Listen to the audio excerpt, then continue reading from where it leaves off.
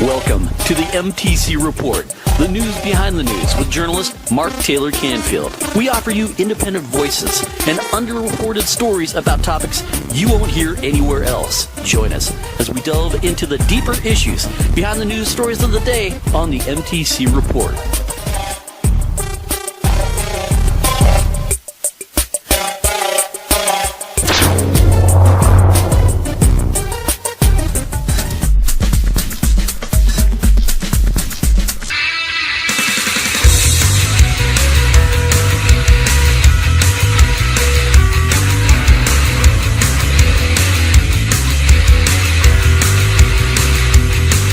This is Mark Taylor-Canfield for the MTC Report. And a lot of people ask me, what is it like living in Seattle, being a musician and a journalist here? So just to let folks know, Seattle is a very liberal city. It's progressive. The Democrats pretty much have control of politics in the city. There's always this pushback, from progressives who fight the Democrats all over the country, and that also happens here. But there is a coalition of labor unions, small business, socialists, Democrats, and independents that do get people elected, including Pramila Jayapal, our representative in Congress, Congressman Jayapal, who's also a friend of mine. Also, Shama Sawant, who is our Democratic Socialist City Council member here in Seattle. She was also elected in this kind of a progressive coalition. Progressive populism, I guess you would call it. Bernie Sanders has been to town many times and is very popular here. This is definitely Bernie-crat land, Washington in general, as far as the Democrats are concerned. Of course, there's a great music industry here. A whole history of wonderful music has come from the city, including Jimi Hendrix, who's the guitar rock god who's influenced every guitarist in rock and roll since. You also have folks like the grunge rock movement with Pearl Jam and Eddie Vedder, Kurt Cobain and Nirvana, the Alice in Chains folks. I played music with Jerry Cantrell at one point. There's also Mudhoney and the Melvins and all sorts of other great bands that come from this area of the country. Sky Cries Mary is one band that you might have heard of. The Young Fresh Fellows are a great local band.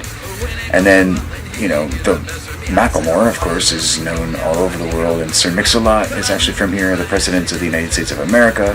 So it has a big tradition of music, heart. And also the Sonics, which is a great garage rock band from the 1960s that influenced a lot of the grunge rock bands and myself. I really love their music. Not the basketball team, the Sonics, but the band, the Sonics, who are still out there playing together, believe it or not. And they're awesome if you can check them out.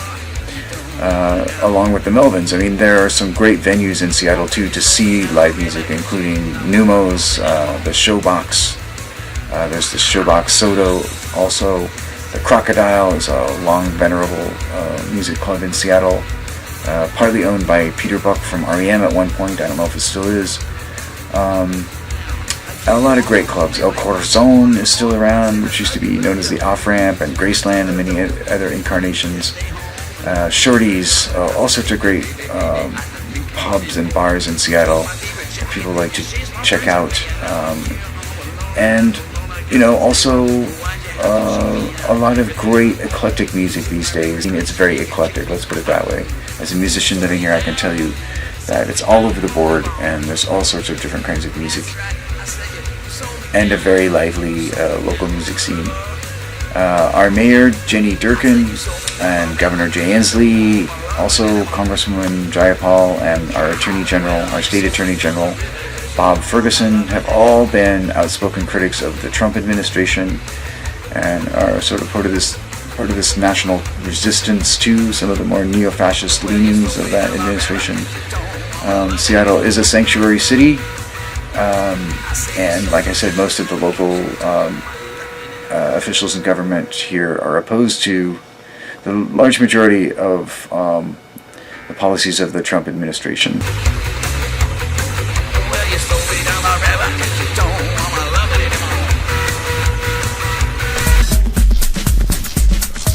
go anywhere. The MTC Report with Mark Taylor-Canfield continues next.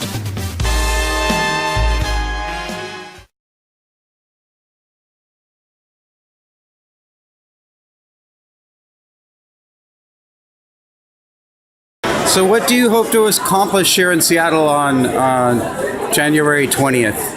On January 20th, the day that Donald Trump will be inaugurated as president, my hope is that we will have historically the largest ever protests on presidential inauguration day in Seattle, but also nationwide, so that the Trump administration and all the billionaires that pack it hear loud and clear that working people, young people, advocates for immigrants and refugees and people of color and women are not just going to stand on the sidelines while they attack all our rights. We're going to unify among the 99% and build a real, sustained fight back both against the right wing and against neoliberalism. What do you think of the response you've gotten here today in Seattle at City Hall? How is that? I think we've had a really successful action town hall that just concluded, and many people are going to stay behind to make picket signs, or they're going to go out on the streets and poster. I think the fact that hundreds have shown up with such quick turnaround, we hadn't announced this for very long. It really shows that people are hungry to do something to make their voices heard against Trump's agenda.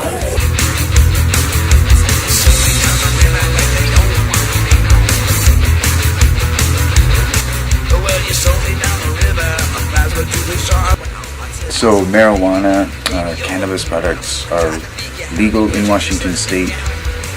It's regulated by the Liquor and Cannabis Control Board as a state agency, and taxes are collected on the retail sale of marijuana in Washington State. So it's legal in Seattle, and there are pot shops where you can legally buy marijuana if you're over the age of 21 and you don't buy more than 2 ounces at a time, because it's only actually legal to possess up to 2 ounces at this point. And so that's basically the law in Washington State. Over 300 licenses were given out for marijuana dispensaries, retail marijuana shops. The medicinal marijuana program, however, was largely dismantled, and there's been a lot of criticism of that because certain preparations and CBD preparations are preferred by medicinal marijuana patients rather than through the retail process. It's a different specialty. Seattle is a sanctuary city. As I was saying, it's opposed to most of the Trump's administration policies. It's also a big corporate city because recently there's been more development in Seattle probably than any other city in the United States. It's the fastest development and gentrification I've ever seen, especially in certain parts of the city, where Amazon has literally taken over millions of square feet of office space and built a lot of towers, a lot of headquarters for their operations in Seattle. Huge building spree right now. 64 construction cranes. The joke is that the construction crane is the official city bird now. Just the fastest development I've ever seen. Also, huge spikes in the rents and the cost of real estate here. So, homelessness. Yes, Seattle and King County, Martin Luther King Jr. County declared civil emergencies due to homelessness in the Seattle area. So there you go, folks. As the third largest homeless population behind New York and Los Angeles. It's terrible, and it's a crisis, and that's one of the things that former U.S. Attorney Jenny Durkan ran on in her campaign for mayor, was to end homelessness here. But we have billionaires as well. We have, Bill Gates, Paul Allen, Jeff Bezos. Some of the richest people in the world live in this area. Amazon, Boeing, Starbucks, Microsoft, Google, Adobe, amazing microbrews. But it has definitely been taken over by large corporations, especially by Amazon. So everybody knows that it's the location of the Amazon spheres, and Amazon kind of owns this town in many ways. But there are other major employers and corporations, of course, in Seattle. It's the center for a lot of tech industry and biomed industry corporations. all I can say is that it's got the fastest growing rents, I think, in the country at this point, and the fastest development I've ever seen. So that's what you can look forward to if you move to Seattle, is incredible mass development, to the point where buildings disappear overnight, and anything over 20 years old is just kind of like demolished. And very little sense of history, actually, in this city. Being a relatively new city, I mean, Washington State didn't become a part of the United States until 1889, so it's a relatively new part of the country, and also sort of an isolated area, some might call a progressive bubble. But a lot of people have moved here to escape the East Coast establishment or other more conservative parts of the country. So it does tend to attract utopian idealists, and it definitely attracted a lot of hippies back in the 1960s. So here's a crazy thing. Almost everyone I know agrees that the government of the United States, the government of the most powerful nation on the face of the earth, is completely broken. And for most of us, it's really obvious why. Lobbyists write our laws, politicians are bought, and corruption is infecting every issue that's close to our hearts. But what's even crazier is that we've all convinced ourselves that there's nothing we can do about it. And that is one of the biggest and most dangerous lies in American politics. The problem isn't that corrupt politicians are breaking the law. The problem is that we don't even have laws for them to break. Right now, corruption is legal in America, and that is something we can fix. Here's exactly how we do it. Right now, it's perfectly legal for special interests to hand huge checks to the members of Congress who regulate them. It's perfectly legal for those same members of Congress to pass laws to help out lobbyists who offer them a cushy job when they leave office. And that's just the tip of the iceberg. From million-dollar bundlers to the threat of a super PAC smear campaign, there are literally dozens of perfectly legal ways to buy a public official. But that makes the solution pretty obvious. Make corruption illegal. All of it. And that is where the American Anti-Corruption Act comes in. It introduces a strict set of ethical standards, so if you're an elected official on, say, the Senate Banking Committee, you can't take donations from banking lobbyists. It mandates full transparency, so the American people know exactly who's trying to buy our elected officials. It changes how elections are funded, so clean candidates can win without selling out to special interests. And it does all of this while protecting the people's right to free speech. That's because the act was written by top constitutional scholars, conservative and liberal alike, to stand up to the toughest scrutiny. You can read the full text of the act at anticorruptionact.org. And speaking of the Constitution, let's talk about a little Supreme Court ruling called Citizens United. Here's the thing. While a constitutional amendment to overturn Citizens United would help clamp down on those shady groups with names like Americans for Freedom and Jobs and More Freedom, it wouldn't fix any of the problems we talked about before. You could pass that amendment tomorrow and the bribery, the extortion, the conflicts of interest, all of it would still be legal. But in a weird way, that's actually good news, because it means we can solve a huge part of this problem with a plain old law. The question is, how do we get it passed? I mean, asking Congress to do it is like asking a fox to put a lock on the hen house. The greasy, dirty, disgusting fox. And also, the fox is a congressman and not a fox at all. Look, my point is, we can go around Congress using a little something called the ballot initiative process. It lets citizens pass laws ourselves, no politicians required. All we have to do is gather enough signatures, put anti-corruption acts up to a simple public vote, and we can start fixing the corrupt system right at home. Here's our plan, in 5 steps. First, we'll need a law to pass. One that, actually fixes things. Okay, Anti-Corruption Act. Check. Next, we need to bring conservatives and progressives together and get organized. It's the only way to build enough power to defeat the politically entrenched and well-funded opposition. We're in good shape there, though, because everyone already agrees we need to fix our corrupt system. In fact, local Tea Partiers and progressive activists actually teamed up to pass America's first Anti-Corruption Act in 2014. And the movement has racked up even more victories since. There are more than 22,000 cities in America where we can use the ballot initiative process to pass locally tailored anti-corruption acts. And this really matters. We're protecting our communities from corruption, so our schools, hospitals, local resources, and jobs are no longer under the constant threat of getting sold out to special interests.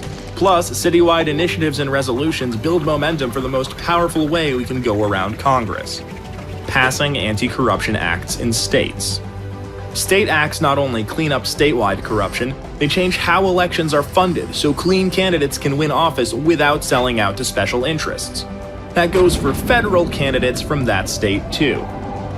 Once we pass these state laws, we can send a new wave of representatives and senators to Washington. State by state, we can fill Congress with leaders who got elected under the rules of our new anti-corruption acts, replacing entrenched politicians with new blood. See how this works? By taking the fight to the states, we can fix Congress from the outside. And when these new representatives get to Congress, free from dependence on special interests, they'll be free to vote for and pass the American Anti-Corruption Act at the federal level to fix this problem for good. So that's the plan, and 500,000 Represent Us members couldn't agree more. We're bringing conservatives and progressives together to pass anti-corruption acts across America and put power back in the hands of the people, where it belongs. We need millions more people to join, and that includes you. Start by clicking here and we'll tell you exactly how you can help.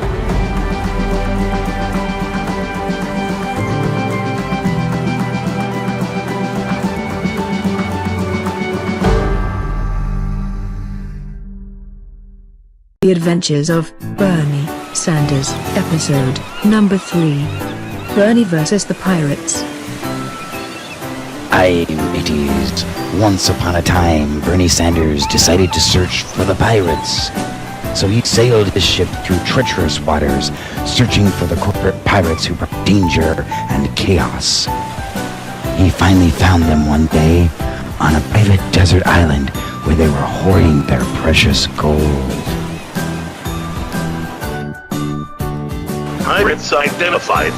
South by Southwest. Shiver me timbers. You know, we're like really rich. Unhand him, you scallywags.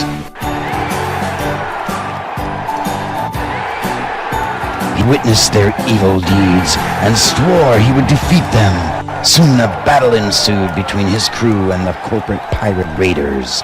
And after many fierce battles, Bernie defeated the pirates and convinced them to stop their corporate raids on the innocent and helpless victims of their crimes. He forced them to steer the ship of state in another direction, away from greed, corruption, and war, bringing balance and peace to the planets. Okay, well, whatever I thought, like stealing from people was really super cool, or whatever. So, whatever. Like, you know, like, whatever.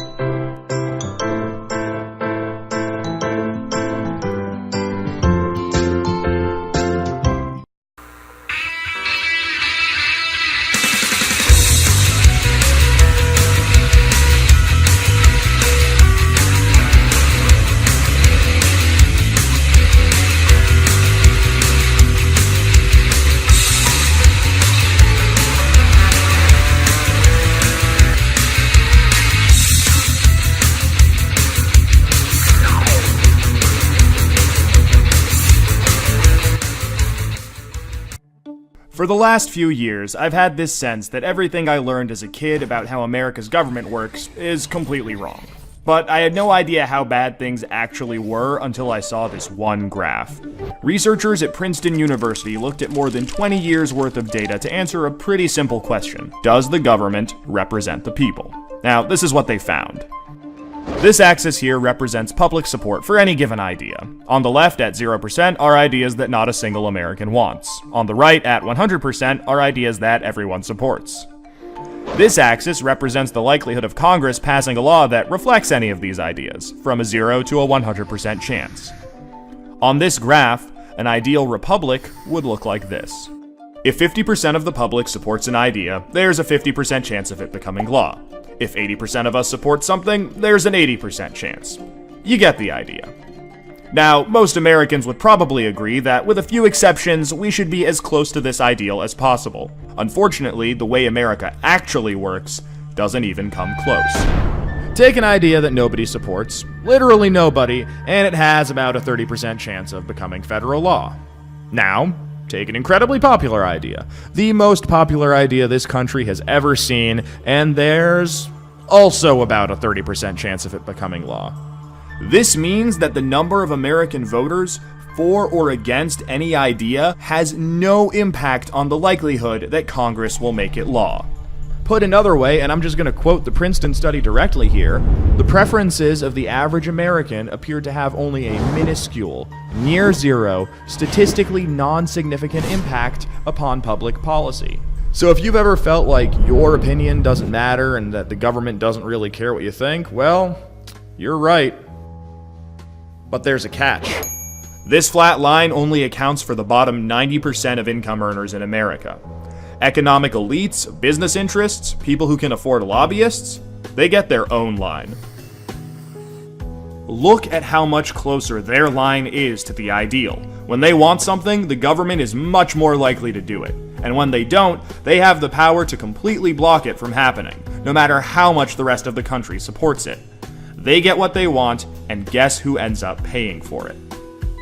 We pay for it with the most expensive healthcare in the world. We pay for it with a tax code that's a complete mess. We pay for it with internet that's slower and more expensive, with wasteful spending, a floundering education system, a catastrophic drug war, and 1 in 5 American children born into poverty. Almost every major issue we face as a nation can be traced back to this graph. How does this happen? Well, just follow the money. Right now, it's perfectly legal to buy political influence in America. Here's how it works. Let's say a big bank wants a law that would force taxpayers to bail them out again if they repeat the exact same reckless behavior that crashed the global economy in 2008. Not exactly the most popular idea with the public, and Congress knows that. That should be the end of it.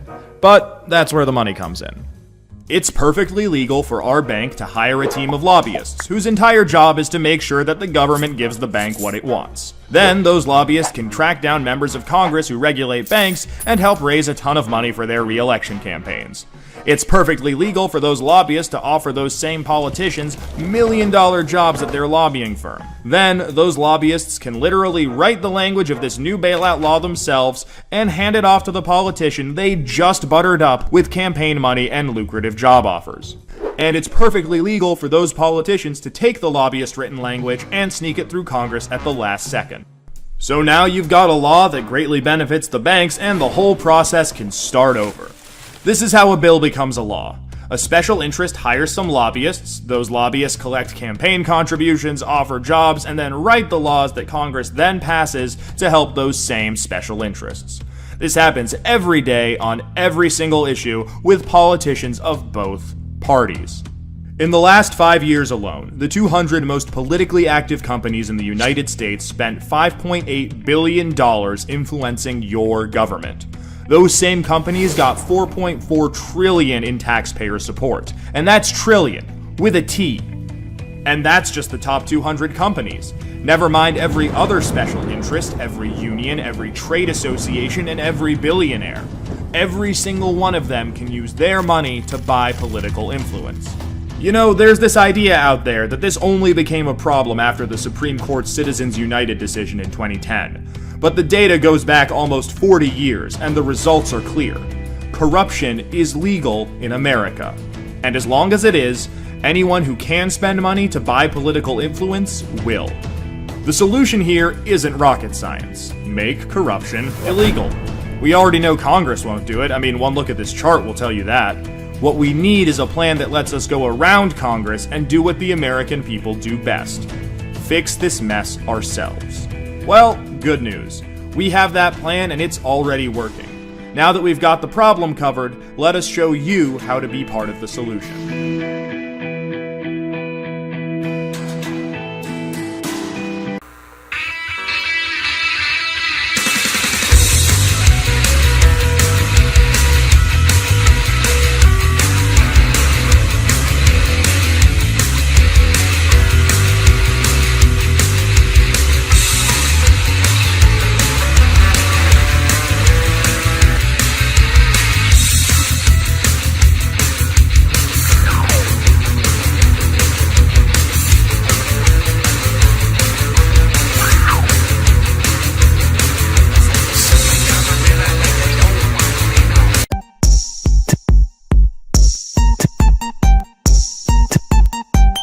Once upon a time, there lived a group of people with amazing superpowers. They called them the Super Delegates. These super beings were like judges who got to decide who should be nominated as candidate for U.S. president. Most of the superdelegates made their decisions early, before the primaries and caucuses had even begun. Meanwhile, surprise candidate Bernie Sanders came out of nowhere and began attracting huge crowds at stadiums and arenas across the country with his straight-talking style of politics. Thousands of new young voters joined the party, and it truly was a party.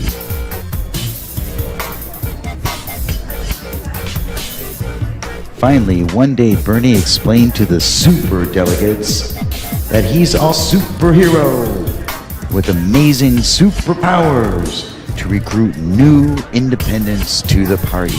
Superhero Bernie Sanders.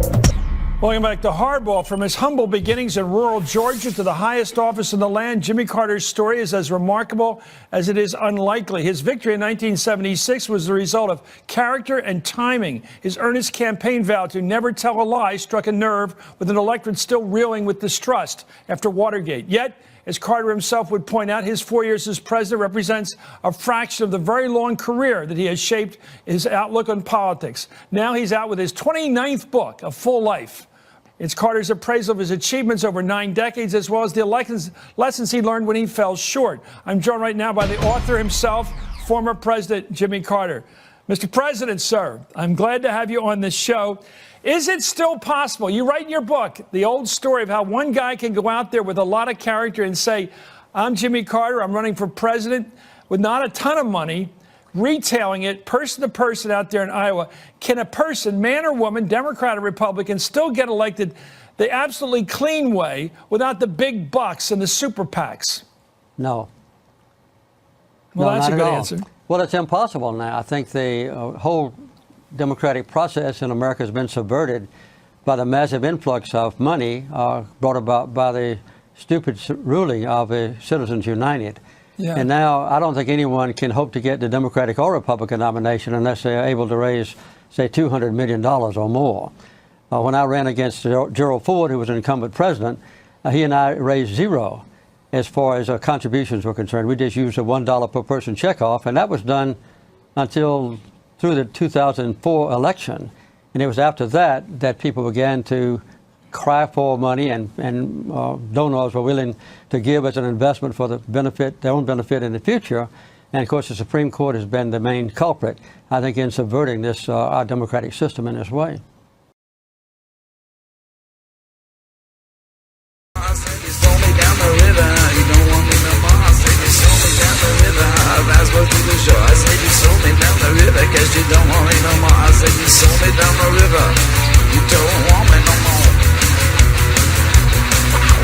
Said you don't like my music, says it's cracks on you. Well, I said my songs are baby, then maybe you're the blue. Well, I tried to make you happy, but you're just like